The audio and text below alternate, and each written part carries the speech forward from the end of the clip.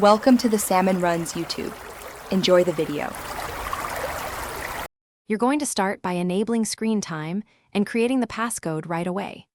Open Settings and tap Screen Time. Once done, pick whether this device is yours or a child's to apply the correct defaults. Now tap Use Screen Time Passcode and enter a numeric code. Choose 4 or 6 digits for speed.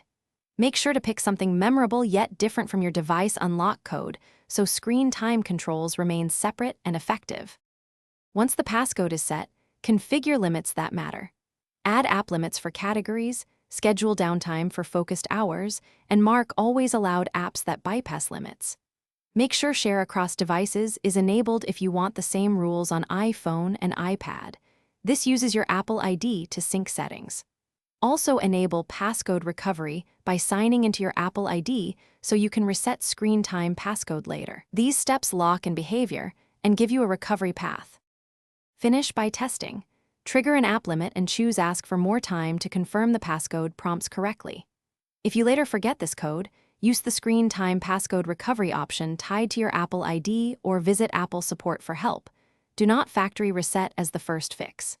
If prompts fail, make sure iOS is updated and share across devices is signed into the same Apple ID. This resolves most sync and recovery issues quickly. Thanks for watching. Consider subscribing if we helped you.